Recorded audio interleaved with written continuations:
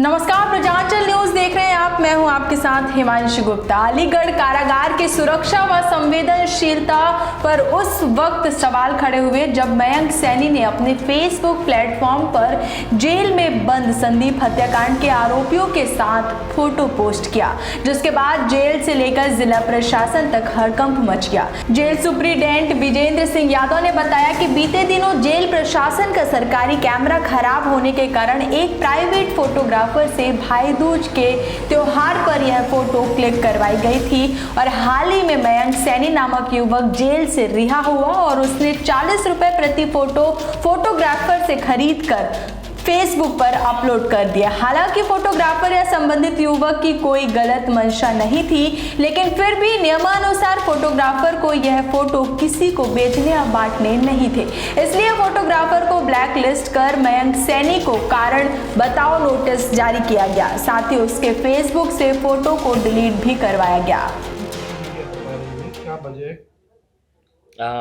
सर्वप्रथम मैं अवगत कराना चाहूँगा, जो फ़ोटो मयंक सैनी नाम के एक व्यक्ति द्वारा अपने फेसबुक आईडी पे अपलोड की गई है, वह मयंक सैनी 4 महीने पहले कारागार में निरुद्ध था। उसके द्वारा जो फोटोग्राफ अपलोड की गई है वो भाई दूज के पावन पर्व का कार्यक्रम कारागार में मनाया जा रहा था।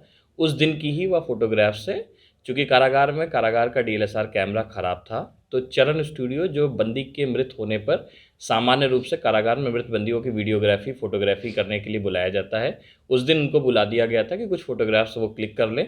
उन्हें ये नहीं पता था कि मुझे किसी इंडिविजुअल बंदी की फ़ोटो नहीं खींचनी, उसने उसकी 1-2 फ़ोटो क्लिक कर ली थी।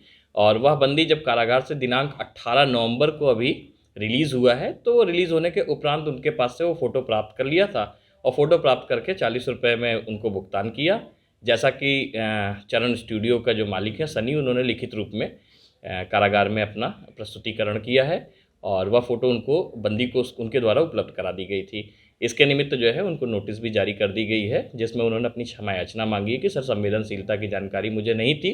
साथ ही जो बंदी पहले कारागार में था, वर्तमान में रिहा हो चुका है, उसके द्वारा भी इस प्रकार की संवेदनशीलता की अनभिज्ञता जारी की गई और कारागार से रिहा होने के उपरांत उस फोटो को प्राप्त किया था, उसके लिए उसने अपना लिखित क्षमा याचना जो है देने के लिए मांग की है कि सर, मैं जो है नोटिस के सापेक्ष में एक लिखित आवेदन करूंगा और मेरे खिलाफ किसी भी विधिक कार्रवाई को ना किया जाए, मेरे भविष्य को ध्यान में रखते हुए। कितना संवेदनशील मानते हैं? संवेदनशील इसलिए नहीं ज़्यादा कहा जा सकता है क्योंकि कोई ऐसा मेलाफाइड इंटेंशन किसी की नहीं थी, किसी के द्वारा, बंदी के द्वारा कोई ऐसा कार्य नहीं करते हुए फोटोग्राफ किया गया, वो बैरक इत्यादि की फ़ोटोग्राफ नहीं है। सामान्य अगर आप फोटोग्राफ में देखेंगे तो उसके पीछे कुछ महिलाएं भी हैं निरुद्ध, जो अपने भाई को राखी बांधने या भाई दूज का जो तिलक का कार्यक्रम है वो कर रहे थे। तो इसलिए जो है ऐसी कोई संवेदनशीलता नहीं, उसकी इंटेंशन कोई ऐसी उसमें बुरी सी नहीं थी। वो लिखित रूप में ये चीज़ अपनी दे रहा है कि सर, मुझे ये नहीं पता था कि कारागार से रिहा होने के उपरांत मैं उस फोटो को नहीं प्राप्त कर सकता था, मेरे द्वारा प्राइवेटली उस फोटो को ले लिया गया था। कारागार से मुक्त होने के पश्चात मैंने 40 रुपये का भुगतान करके उस फोटो को संबंधित चरण स्टूडियो से प्राप्त कर लिया था।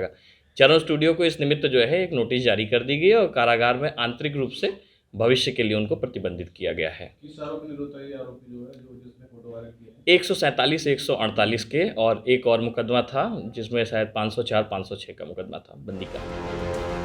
अगली खबर भी अलीगढ़ के इंदिरा नगर का है, जहां बेटी की सुलह कराने गई मां को बेटी के ससुराल वाले ने मारपीट कर घर से धक्का देकर बाहर निकाल दिया, जिससे घायल महिला ने बेटी के जेठ और देवर के खिलाफ मारपीट का आरोप लगाते हुए शिकायत दर्ज कराई है। वहीं पुलिस ने मामले को संज्ञान में लेते हुए घायल महिला को उपचार के लिए जिला अस्पताल मलखान सिंह भेजा और तहरीर के आधार पर कार्रवाई करने की बात कही है। घायल महिला मिथिलेश ने बताया कि उसने अपनी बेटी की शादी 2 साल पहले इंदिरा नगर में की थी, जिसके बाद से दहेज को लेकर ससुराल वाले लगातार बेटी के साथ मारपीट करते हैं, जबकि उनके द्वारा सभी दान दहेज दिया गया था।